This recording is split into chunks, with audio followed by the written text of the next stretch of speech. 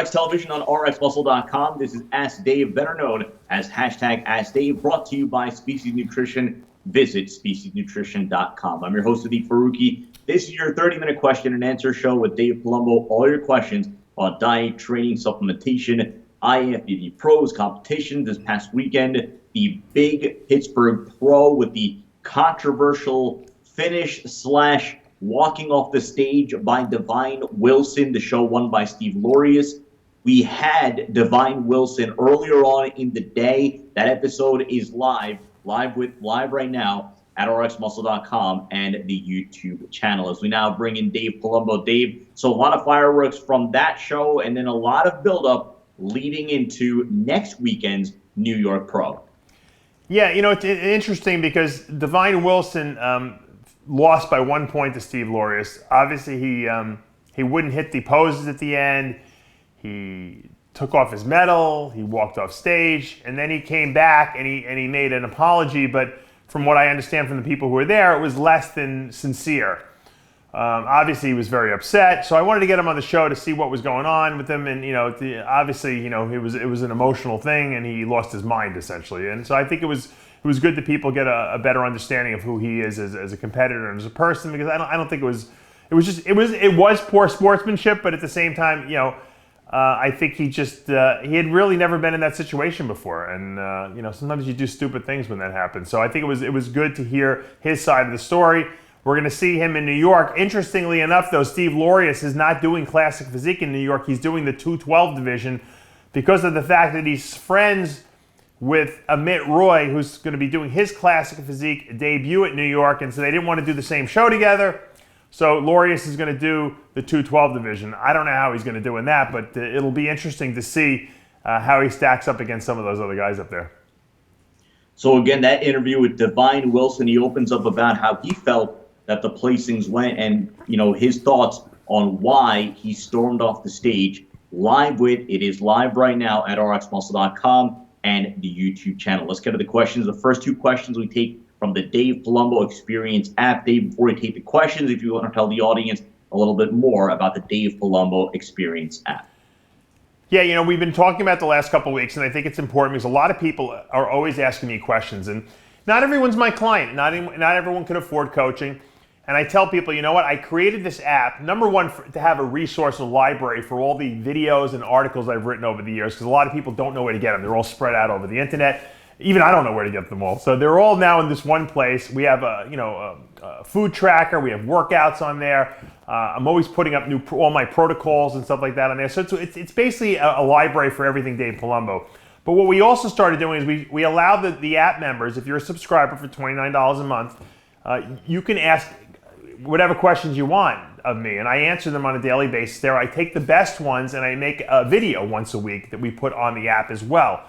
So it's very interactive, and it's good for people who have questions about, I'm not going to write a whole program for you, but I'm going to answer your questions so that you have a place to go where you're going to get the real answers to your questions. And I'm going to explain, the science of it if necessary. And like I said, if it's a good question and I need to go into detail about it, those are the questions I do for the Q&A video that we put up once a week on the app. So it's a great resource for people, like I said. And I know a lot of guys out there and girls out there have a lot of questions. And for those of you who don't want to hire me for coaching or don't have the money for coaching, this is the perfect balance, or the perfect, I guess you could say, side thing to have. It's on your phone. You can be checking it when you're sitting on the toilet or whatever you do your reading. I do all my reading on the toilet, but it's a great thing to have, and we're always updating it almost every day. So the first question is, can doing cardio off-season improve your efficiency at the body burning calories, making it harder to lose fat during prep? Here's the thing about doing cardio. Cardio off-season is really a person-specific thing. People who have sluggish metabolisms, usually are people that actually add muscle relatively easy. The problem is they also add body fat relatively easy. And so if you're a guy and you gain 30 pounds in the off season, but only 10 pounds of it's muscle, that's 20 pounds of fat you got to diet off. That's a lot. So for those people, I think it's good to do cardio in the off season because it kind of, as you're gaining muscle, it keeps you a little on the leaner side. For people who are hard gainers, I put myself in that category. When you're trying to gain weight in the off season, it's almost like how much food can you get down your throat? If you throw cardio on top of that, it speeds your metabolism up so much so that it can hamper your muscle gains, okay? Because what happens is your body starts using some of the protein and the fats you're eating as a fuel source, and it's not using it for building and repairing muscle. So when I would gain muscle in the off season, I had a fight for every pound I'd gain, and usually 99% of what I would gain would either be muscle or water. Now water is not a problem because water disappears right away when you start dieting. I hardly put any body fat on. Toward the end of my career, maybe I would add a couple pounds, 2, 3, 4 pounds of body fat. So for me, doing cardio wouldn't be helpful. It would only hinder my gain. So you have to figure out what category you fit in. Most people can handle a little cardio. Some people I give a lot to. So, and like I said, that depends on what your metabolic rate is like and how your body handles calories. Second question from the Dave Palumbo Experience app. Dave, is there a good way for a person to use insulin for growth that has a tendency to gain fat easily? If you tend to gain fat easily, you don't need insulin. That's the bottom line. In other words, insulin is not this like knee-jerk thing like growth hormone. Hey, if you take insulin, you're going to get bigger. No, if you take GH, you're going to put size on if you're training hard and you're eating right. But insulin, if you don't need it, you're going to get fat from it, okay? If you do need it, then you're going to see muscle gains, because if you do need it, it means you're not absorbing all your calories. So I think that you have to, once again, evaluate on a person-by-person basis who needs insulin, who doesn't. Let's go to the Instagram questions. Pat's Physique, peak week water sodium carb protocol for somebody with a fast metabolism, and how to stay dry and full on show day. You know, that's a homework assignment in and of itself. Once again, I can't just give you a general formula that will work for everyone. I have to evaluate who the person is, what they look like, what their metabolism is like, because I carb people up completely differently. So I worked with a girl that I'm not going to mention her name just because I don't know if she wants me to or not, but I worked with a girl this past, 16 weeks. And the last week before the show, she was so lean and she was doing figure that I knew I had to fill her up. I was feeding her so much food. I was giving her a cheat meal every day. And that last day, I was screaming at her. I was yelling at her because she wasn't eating enough meals. I'm like, you're behind! Because I was so worried she was going to be too flat on the day of the show. I gave her no diuretics. I was feeding her cheesecake the night before because I was a nervous wreck that she wasn't going to be full enough. The next morning she woke up, she sent me pictures and she was a little flat and nothing was really popping. So I had her eat like pancakes and eggs and breakfast, and I gave her a little diuretic just in the morning just to get off that little extra water. By the time she stepped on stage, a couple hours later, she was perfect. So, that's an anomaly. That's usually not the case, but sometimes you have to work with people who have crazy, crazy metabolisms.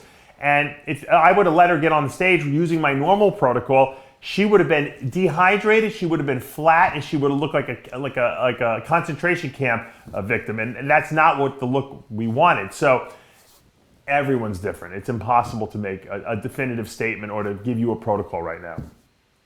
So again, right now at rsmuscle.com, we have the interview with Divine Wilson. Cologero wants to know, do you think Divine's actions at the Pitt Pro will hurt his chances at the New York Pro, considering Jim Mannion will be a judge there? I don't think it will. I think that people understand what happened. I hope that he went and I even advised him. I said you should really go talk to some of the judges, before the show, and give them a sincere apology. I know you were upset, but that doesn't make it right, because what it does is it's an embarrassing, uncomfortable situation to see someone like you up there on stage. Look, it was a 1-point decision. Okay, a lot of the judges had him first. Some of them didn't. It's a subjective sport, and I can see. I didn't think it was one way or another. I could see it going either way. You could almost flip a coin, and that means you had a good judging decision, because some judges liked him and some liked the other one. For him to do that was kind of a black eye. Now it's not like the guy, got screwed 4 times in a row. He probably was going up against one of the best athletes in the entire classic physique division on that show. To be that close, that's an accolade for you. That's not a negative. And he probably got more attention because of that close decision than he would have had he maybe won unanimously. So I don't think it'll hurt him. I think he's going to be fine in New York. I just think he needs to go and make a sincere apology to the judges, because it really is a slap in their face, because they're working hard. to try to, place these people in the right positions, and I think they got it right at that show. Once again, people do kooky things. Hopefully this was a learning experience for him. Odin Aesthetics, what over-the-counter supplements would you take while on TRT to maximize benefits and minimize estrogen conversion, dosage, and timing if possible? On TRT, once again, this seems to be like the theme of the show is this person-specific, protocols. But everyone aromatizes, which is converting testosterone to estrogen at different rates. I don't aromatize very much. I don't know why, and I think it has a lot to do with how much fat you have on your body, because usually it's the fat cells where the aromatization process, the conversion of testosterone to estrogen occurs. I don't really do that very much, so I don't need a lot of aromatase inhibitor. And if I take too much, it flattens me out and it kind of kills my sex drive a little bit. So you really have to kind of judge it by how you feel, and the best way to do it would be go for blood work. So how much, I would start with maybe 0.5 milligram of Arimidex every 3 days, which is like twice a week, when you're on a TRT dose of about 250 milligrams of testosterone a week, and see how you feel on that. If you feel flat and you're not feeling real good, then you might not need it at all. If you're not sure, go for blood work, see what your estrogen levels are. That usually is enough. Some guys, however, need to take 0.5 milligram every other day because they convert really highly to estrogen. For people who really don't need the aromatase inhibitor, you might do better on taking like a product like my Testolize product, 3 pills twice a day, because that will flush extra estrogen out of the body without inhibiting that aromatase enzyme, which means that you're not gonna basically kill your estrogen totally. So you got to remember, it's different when you're on TRT versus being on a full-blown cycle of 1,000 milligrams of testosterone a week. When you get up to those levels, you're going to aromatize a lot more. Top tier shreds. Dave, since you had a herniated belly button surgery, I have a herniated belly button right now. It's not that big or visible, but my doctor recommends me to do the surgery and take 6 weeks off training afterwards, only doing some very lightweight stuff up to 10 kilograms. I know somebody who was back in the gym after a week. Your take on the rehabilitation process? I was training after 2 weeks or 2.5 weeks after my hernia surgery. I almost got into a fight the day of the hernia surgery. I don't get into fights ever. I think I told this story before. I got the surgery, we were driving back, and we were pulling into, that's when I was eating McDonald's every day. I'm like, we gotta go to McDonald's. I hadn't eaten anything all day because you can't eat before surgery. Pulling into McDonald's, and some guy made some kind of offhand. I was like laying back in the seat because I had just gotten out of surgery, and I guess he didn't see me, and the girl I was dating at the time, some guy like cursed her out or something like that. So I got out of the car like a lunatic, and I was screaming at him, and I'm like, what the freak am I doing? I can't even fight if I had to. I just got surgery, and I actually poked him in the chest, and he's like, I'm calling the cops on you. You assaulted me. I said, go ahead. I said, you can call the cops and tell them I poked you? I said, so, you feel, it's almost, the problem is after that surgery, you feel too good. It's not really a surgery where you feel sore and anything like that. So you got to take it easy. By 2 weeks, you're pretty healed. I wouldn't be doing abs at 2 weeks, and I wouldn't be doing squats at 2 weeks, but I think I started doing arms and like some machine stuff for shoulders and stuff like that. And then by the 3rd week, I was actually starting to train light. And by the 4th week, I was back in the gym. It's a person by person basis. It depends on how bad the repair was too. I had a very minor repair done. The Ryan Bigford on flat-footed, which is something you said you've dealt with as well, looking to get an inserts because I've been experiencing knee tendonitis and significant muscle strains in both quads when squatting. Do you prefer over-the-counter or custom? How do they hold after the abuse of heavy lifting?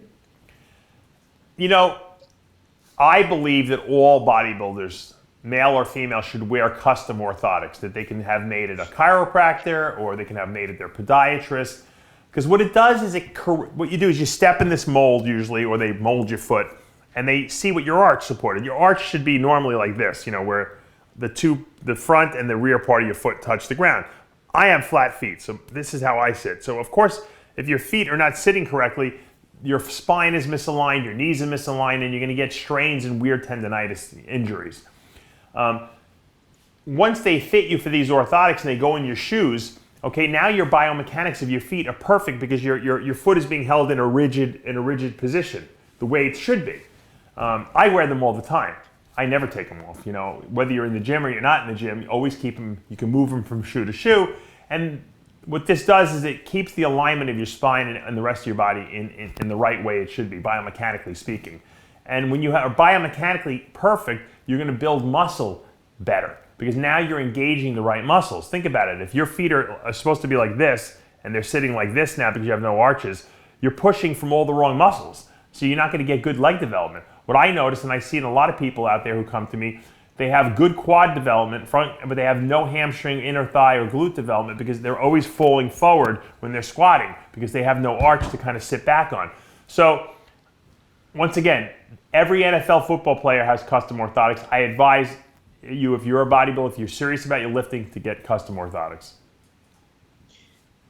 Similar region of the body, JC30007, best ways to treat plantar fasciitis. Cortisone, a good idea? Cortisone is never a good idea because what cortisone does is it's a great anti-inflammatory, but it's also a catabolic steroid, so it breaks down the tissues. So if your tissue is already inflamed in the bottom of your foot along that plantar area, and now you're injecting cortisone, you reduce the inflammation, but you're not really getting rid of what's causing the inflammation to begin with, and you're weakening that tissue there, okay? Same thing with a cortisone shot anywhere in your body. The trick is find out what's causing the plantar fasciitis. Now, I have plantar fasciitis in my left foot. I know what's causing it. I have a torn right quad that's been torn and fixed 4 times already and it's still torn. So I favor my left foot so much, my left leg so much that I'm putting too much weight on there. There's really nothing I can do about it. For most people, the best way to fix plantar fasciitis is custom orthotics, ironically enough, linking it back to the last question, because now it's putting your arch in the correct support. A lot of people who have flat feet get plantar fasciitis because that plantar aponeuroses, which is the connective tissue running along the bottom of your foot, gets stretched unnecessarily because the foot is not being held in the right position. So scrap the cortisone. You can ice it, you can stretch it, but get orthotics. And the thing about orthotics is make sure you put them in a brand new pair of sneakers. Don't use your old sneakers with the old wear pattern because that's going to be just as bad. So new orthotics, new sneakers. Action figure 68 or 86 rather, can you explain what it means when you read a nutrition label and it says the amount of carbs and the sugar under the carbs? I don't understand the sugar part. All right, a lot of these nutrition labels will list, the first thing you see is carbohydrates. That's the total amount. Let's say the carbs are 40 grams, okay? Then they're gonna list sugar usually, okay? Now, actually, fiber would probably be listed next. Fiber is a carbohydrate. It's an unabsorbable carbohydrate. So if you have 40 grams of carbs total in the product, and there's 10 grams of fiber in the product, then there's only 30 net versions of carbs, 30 net carbs. That means that only 30 grams is going to be absorbed. 10 grams, the fiber, will not be absorbed. Now, under the fiber, you usually see the sugar content. Let's say the sugar is 10 grams, okay? So of that 40 total grams, 10 grams is fiber, 10 grams is sugar, okay? 10 grams we don't count because the fiber gets deducted off. So you have 30 net carbs. Of that 30 net carbs, 20 is a complex carb, 10 is sugar, okay? That's a lot of sugar, obviously. You wouldn't want to eat a product that has 10 grams of sugar in it, per serving. But that's how it's broken down. So carbs are complex carbs, simple carbs like sugars, which we define as sugars, and then we have fibrous carbs. And that's how it's broken down. The only thing they don't list on the label is complex carbs. The complex carbs are the difference when you deduct the fiber and the sugar off of the total amount. The wolf inside, what is a good way to stimulate your appetite during the off season? The most extreme way that I found when people just cannot eat, I've had people use GHRP6, which is a peptide, a growth hormone releasing peptide that makes you really hungry. I've had people, use, back in the old days, we used to use periactin. It was an antihistamine. The problem was the first week you took it, all you wanted to do was sleep all day, but it would make you hungry. Probably the best way to stimulate your appetite is to cut your carbs. I always give this example, and this is how I discovered this out. Think about it. You're eating as much food as you want. You almost can't stand the fact that you're gorging all this food. And then what happens? You start your contest diet. And after dieting for 1 week, if not less, you're starved, right?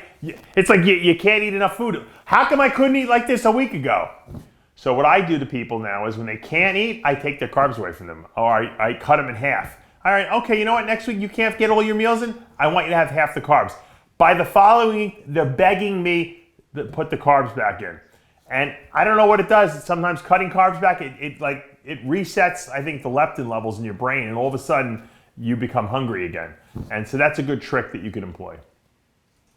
So we have a question about amino acids. Again, he's comparing amino acids to whey protein. So in our case, with Species Nutrition, I would say let's compare that with whey protein isolates. The question is from Reds Drake. Why would a person use an amino acid versus using protein? You mentioned that you can consume an intra before mid in the middle of the night. Why wouldn't I have a protein shake instead of an amino shake? Protein just seems to have more benefits versus amino acids. And then he goes into the questions. Would you use them together? How does amino affect spiking insulin versus protein spiking insulin? Is one better than the other? Just wondering why I would spend money on something that I already have and spend money on that being protein.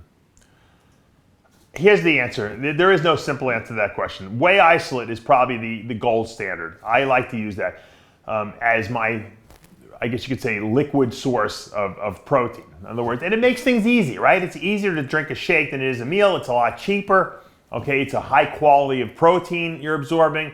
And, you know, I have a lot of guys doing 2 to 3 shakes of my isolized, you know, on their either diets or their off season, because it just makes life easier. Now, if someone came to me and says, I want to eat all food, I let them eat all food, but most people like the shakes.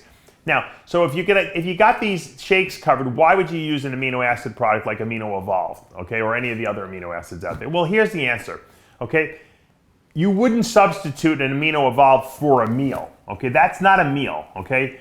Whereas like an isolized shake, you can do an isolized, you can throw a banana in there, you can throw some carbolized in there, you can throw mac oil in there, and you could actually make a physical meal out of that. So if you're having 6 feedings a day, that would be considered one of your feedings. An amino acid is a supplement, okay? So amino acids mean it's not a complete food, okay? It's a part of food. That's what supplements are. It's like they're taking out a portion of the food. What we're doing with the amino acids is we're taking out a certain amount of amino acids, specifically the essential amino acids, specific to Amino Evolved. Okay, and we're putting it in a good tasting little, you know, powdered formula. The advantage of that is to add extra protein, extra amino acids during the day. I probably wouldn't use it while you're dieting, because when you're dieting, you're kind of limiting yourself to a certain amount of calories, okay? Although I have guys with crazy and girls with crazy metabolism, sometimes I let them use it, you know, while they're training. I'll let them drink it intra-workout, just for their head. But when you're off season and you're trying to find ways to get extra protein and extra calories into your diet, and you just can't physically eat food anymore, sometimes if you have a drink that tastes good, almost like a Crystal Light drink, but it's actually amino acids, you're going to get more of the good stuff into your body in an easier way, okay? That's the best way to describe it. So, you know, when you're working out, you know, usually you don't eat anything. But if you're drinking, you know, an amino acid drink, like Amino Evolved or whatever one you tend to like, okay, you're getting extra amino acids into your bloodstream. Once again, I would call that a luxury supplement.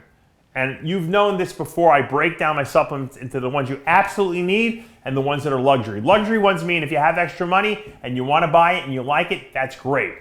Off season, when I was competing, okay, it was hard for me to gain weight. I was eating 8 times a day, and I was drinking. They didn't have, you know, the branched-chain amino acid drinks back then. They had pills, but I would, you know, drink carb drinks and stuff like that in between things, like during my workout. If I was, you know, out someplace, you know, not where I wasn't eating, I was always trying to get extra calories into myself. And once again, an amino acid supplement is something that you can add to your program if you have the extra money, but you shouldn't be using an amino acid supplement in place or in lieu of a whey isolate shake. Not the same thing.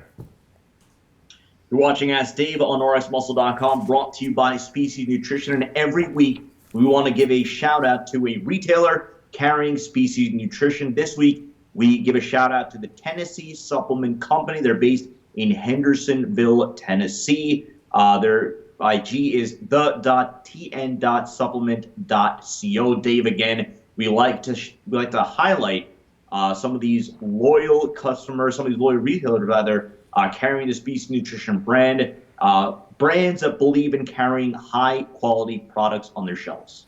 I love specialty stores like this because these are the stores that service your customers. They come in, they ask questions, Because let's face it, most people who don't know anything about supplements will go into a store and they'll buy the cheapest protein. They won't know that there's different grades and that there's lactose in this one and there's no lactose in that one. They won't know what they taste like. But you go into a good store like the Tennessee Supplement Company and they're going to explain to you why Isolise is better than the other ones, okay, how good it tastes, how to use it properly. And when people are instructed in this and then they go home and they actually like what they're using and they get good results, that just reinforces it. And that's why stores like this sell so much of our product, because they have repeat customers. If I owned a nutrition store, the worst thing that I would dread would be having people come and buy things once and then never come back again because the stuff I sold them wasn't good.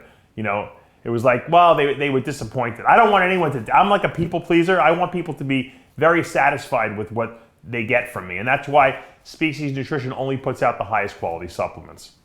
If you're a retailer that's carrying Species Nutrition or interested in carrying Species Nutrition, you can DM us on Instagram at Species Nutrition. Let's go to Mike, who lifts. It's a good question here. Again, we were talking about classic physique. Again, Divine Wilson, who finished second to Steve Laurie's this past weekend of the Pittsburgh Pro. That interview is on rxmuscle.com and the YouTube channel.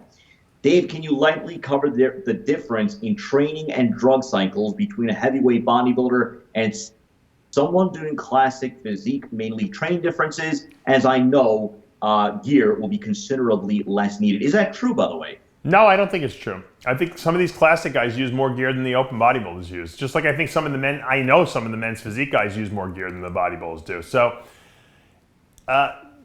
Jose Raymond probably said it best. I know Jose watches all my shows, so hey, Jose. Everyone who goes to that gym wants to put on as much muscle as possible. That's our goal, okay? Get to the gym, eat, train. How big can I get? How much lean mass can I put on my body? That is the goal, and that's why people will use, hopefully the right amount of drugs. They'll eat the maximum amount of food that they need for their metabolism to gain muscle without gaining too much fat, obviously. And so the process is the same. When I have bikini girls come to me and ask me, do you train bikini girls? I said, ironically enough, I train a lot of bikini girls. And they're like, well, what is the diet a lot different? I'm like, no, the process of building muscle and burning fat is the same across the board. Do you need less food if you're 100 pounds versus 200 pounds? Of course you do. Of course you're going to need less food.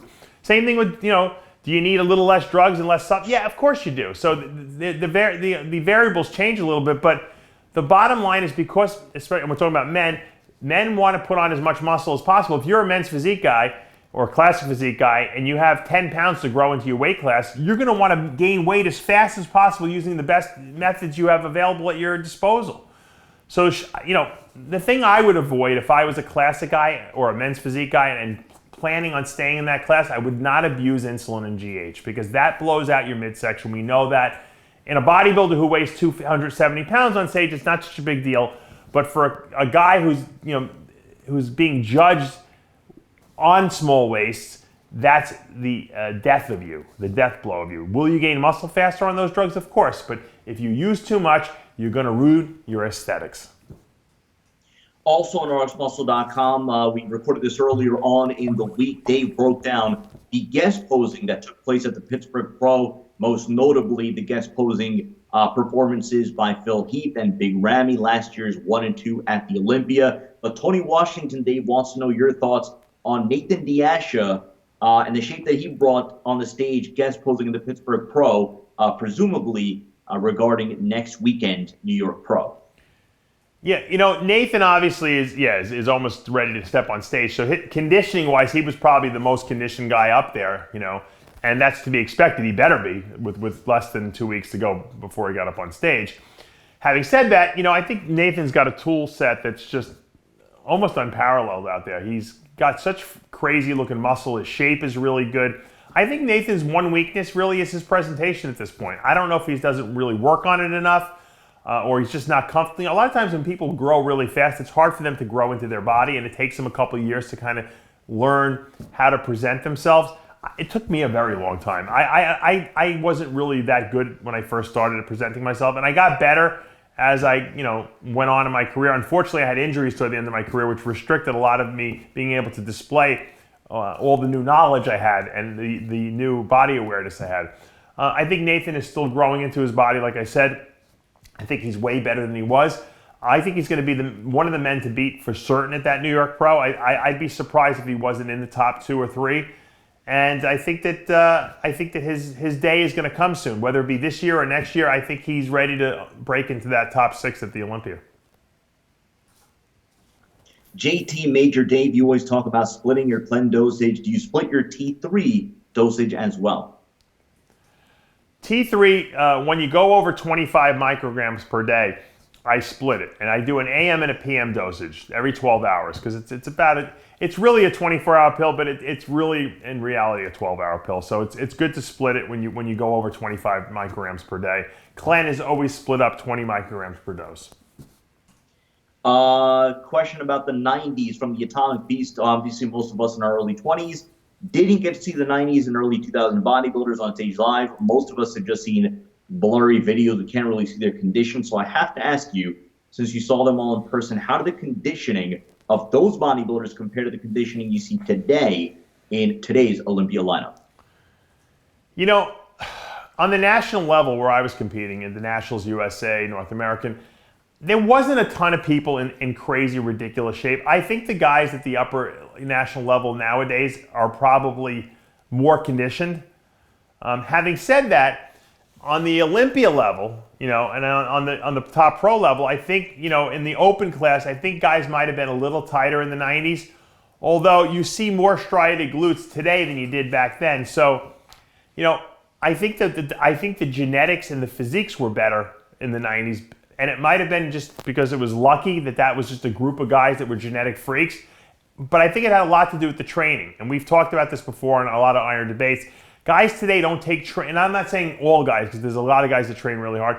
There's a lot of people out there who just don't train that hard and that heavy anymore. When Dorian, and I talked about this with Dorian Yates on the interview we did with him, when Dorian was winning Olympias, everyone realized that training was the most important thing you had to do, because that's what Dorian said, and that's what Dorian did, and Dorian was the biggest guy, so everyone copied that.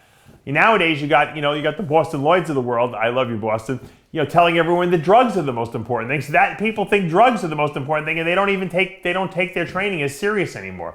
So I think that when people get back to training the way they did in the 90s and realizing that training is that important, I think the physiques in the next 10 years will blow away what we saw in the 90s. Eric Santiago, I'm on keto right now. If on a contest prep, at what point would you introduce carbs? Would it just be refeed days or stay keto until actual carb up to fill up on the day off or leading up to the show? I usually carb guys up for anywhere from 2 to 3 days before a show. But that's not to say that I won't give them carb days if I think that they're really depleted. Sometimes I have guys that I have on a ketogenic diet and they're just really flat. And I'm like, you know what?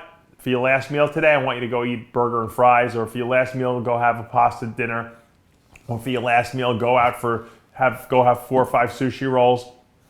And I'll see them the next day when they send me pictures. And if they look filled up, then great, we go back to the keto diet. If not, I might do it again. I'm working with a guy now who's getting ready for this Italy show this coming weekend. Every day I've been telling him to go get burger and fries every single night. And he's still losing weight. It's amazing, So there's no rules, that's why a good coach can make accommodations. People say, well, Dave Palumbo's the ketogenic diet guy. Yeah, I'm the guy who kind of talked about the diet for the first time really with relation to bodybuilding and how to implement it. But I'm also the guy that's not afraid to deviate off of that plan if I need to feed people more food, because I understand that, one program, one static program that doesn't change is not how bodybuilding works. It's constantly altering the program and making accommodations so that you get the results that you're looking for. Now, I know we have Rick Collins coming up. Dave, Yeah. Do we have time for 2 questions, or do we only time for 1? I think we might be able to sneak 2 in. Okay, let's go to Rick ATL. The science of carving up with insulin. To be honest with you, I don't think I've used insulin on any of my clients over the last 2-3 years that I can remember. I don't think I've used insulin with anyone because I don't use enough carbs to warrant using insulin. So, if you had a guy who has a ridiculous metabolism, who you could just tell is not absorbing all these carbs that you're feeding him, that's the kind of guy you might want to carb on insulin. But for most people, you put insulin in there, it just does something to the midsection. It doesn't look aesthetic to me. I know that Milos is big on the insulin, and I'm sure when he worked with Hide, he probably used insulin on the carb up. And I thought Hide looked a lot bigger than we've seen him in the past, but I also thought he had like a little bit of a watery, look to a certain part of his body. I don't know. To me, like I said, most people don't need the excessive amount of carbs that some of these top level pros do. So there's no reason to use insulin because your body's natural insulin will be more than adequate. And think about it, your body knows exactly how much insulin to put out. It has its own internal glucometer built into the pancreas that measures what blood sugar is, and then it releases insulin to bring the blood sugar down. When you take your own insulin, you got to figure out how many carbs to give the insulin, and to me, to do that the last couple days before a show is just too dangerous. Before I go to the last question, Dave, again, I teased that we are going to have Rick Collins on. I think it is imperative for you to let the audience know a little bit, especially the angle, considering Rick Collins, one of the top authorities in the legal field when it comes to gear and anything supplement related. The topic that you guys are going to be talking about, and that episode is going to be live tonight here on rsmuscle.com. Yeah, there's in 1990 they came out with the Controlled Steroid Act, where they made anabolic steroids a controlled substance. I forget what year it was. I'm sure Rick will correct me. They updated that law to add pro-hormones to it, at least the list of pro-hormones that were existing. And they're making another upgrade to the law now. They're about to pass it. It's called the SARMs Control Act. It's going to add the SARMs, the selective androgen receptor modulators, to that list, making the possession and the sale of SARMs a federal crime, because you're going to basically be selling a controlled substance or using one. Now, Rick, obviously defends a lot of people who get in trouble selling, using, whatever, any arrests for steroids. He's the guy to go to. And he's going to explain to us what the law really means and how you can get in trouble or not get in trouble. I think it's also adding a layer of control for the FDA and the DEA to be able to say, hey, you know what, we can deem anything a SARMs. Because think about it, what's a selective androgen receptor modulator?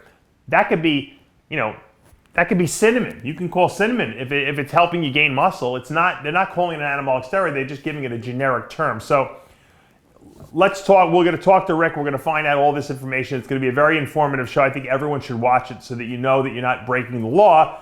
Once again, because hindsight is 20/20. If you get arrested for doing something that you think you're not doing anything wrong, that's no excuse for them to let you go.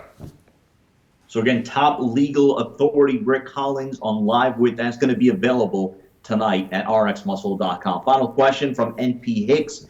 Out of curiosity, what were some of your maxes on some of the heavy lifts, such as squat, bench, and deadlift? I know you said in the past you prefer heavyweight, low reps versus high rep pump training, and that you try to control the weight with absolute tension and contraction, but did you ever try and max out? So again, squat, bench, and deadlift. If you maxed out, what did you max out at? I didn't max out very often, but I always was pushing the weights heavier and heavier to try to really increase muscle, development. My squat, the most I ever did was I did 7 plates on each side, whatever that adds up to, and I did 2 reps with that, and it felt like 1,000,000 pounds, okay? But, I would routinely work out with 6 plates on each side of the squat bar, for 6-8 reps. I think that to me was more impressive than the 2 reps I did with the 7 plates. To me, the 7 plates, the hardest part was walking out with the weight. It was so heavy. That's why when I see guys like Akeem Williams walk out with that weight and sink it for like 6 reps, I'm like, this guy's an absolute freak. Because I was 320 pounds and I was strong. But I just didn't have that, I guess, that Akeem strength, as I would say. My bench press, because I have long arms, was never crazy. I think I did 500 once or twice, in the gym.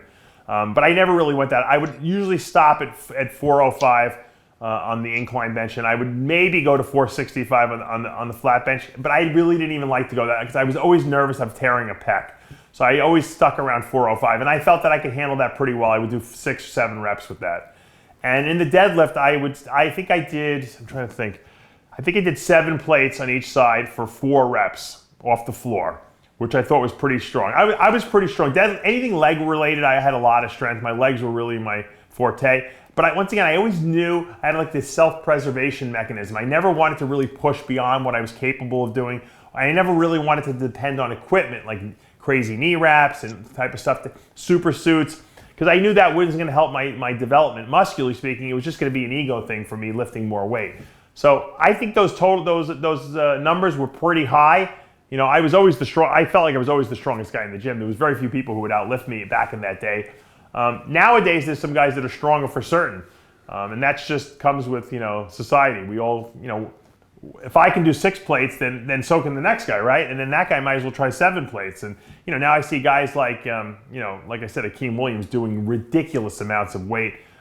Back in our day, Dorian was probably the strongest. And then when Ronnie took over, Ronnie became the strongest guy in the bodybuilding industry.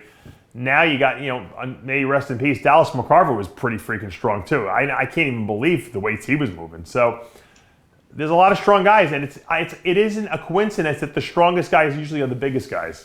Think about that, guys, for a minute.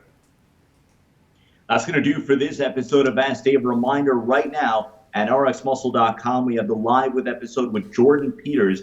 That was recorded a couple of days ago. Rick Collins later tonight. Divine Wilson live right now at rxmuscle.com and the YouTube channel. And then tomorrow, special guest, Nick Trigilli. A lot of you have been asking about him. A lot of you have been asking about Jordan Peters. Well, we have that on right now. And then Nick Trigilli tomorrow afternoon at rxmuscle.com. For Dave Palumbo and Tyler Shore, I'm Sadiq Faruqi. We will see you next week.